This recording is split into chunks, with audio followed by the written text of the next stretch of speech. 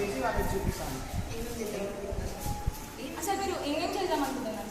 First అయితే వీళ్ళకి కావాల్సిన అన్ని చేసి ఇప్పుడు గ్రౌండ్ దగ్గర వాటర్ ఉండడం కాకుండా అవి కొంచెం క్లియర్ చేసి గేమ్స్ కొంచెం అట్లా పెయింట్ చేసి ఇప్పుడు ఈ రూమ్ మొత్తం ఇలా ఉండడం కాకుండా కొంచెం పెయింట్స్ ఇట్లా వేయించి చూస్తాను.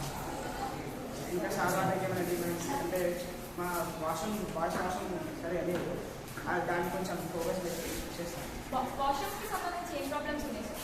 అంటే పోయిన సీనియర్స్ కొంచెం అవి దోశ ఇట్లా తీసేశారు. అవి ఎవరి అయితే కానీ సీనియర్స్ అయితే మేము అనుకుంటున్నాం ఆ దోశ ఇట్లా అవి ఎక్కించి దాన్ని వాష్రూమ్స్ ఇట్లా కొంచెం అవి పగిలిపోయాయి.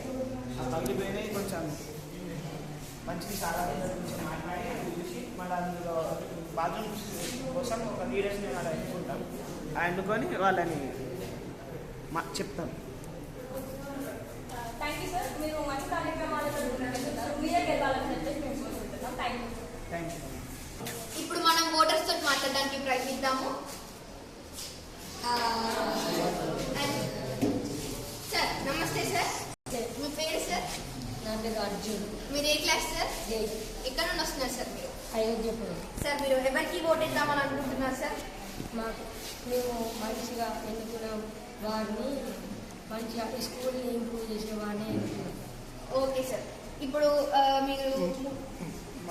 మనం ఇంకొక ఓటర్ తోటి మాట్లాడడానికి ప్రయత్నిద్దాం. నమస్తే సార్. నమస్తే. మీ పేరు సార్? గణేష్. ఏ క్లాస్ సార్? 8.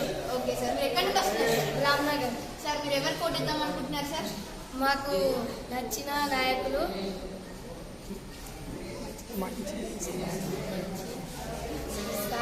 పంచిందా సార్ మీకు?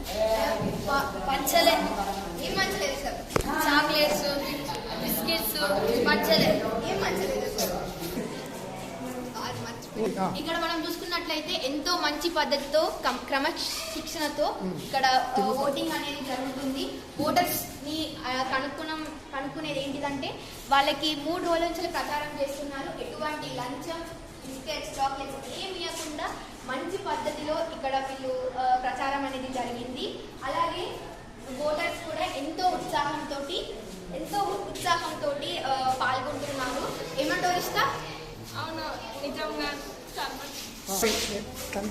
ఏమంటారు ఇస్తా? అవును, ఇక్కడ చూసుకున్నట్టయితే ఇక్కడ డబ్బు లాంటివి ఇట్లా ఏమి ఇవ్వకుండా వాళ్ళు నిజమైన ప్రజాస్వామ్యాన్ని కోరుకుంటున్నారు.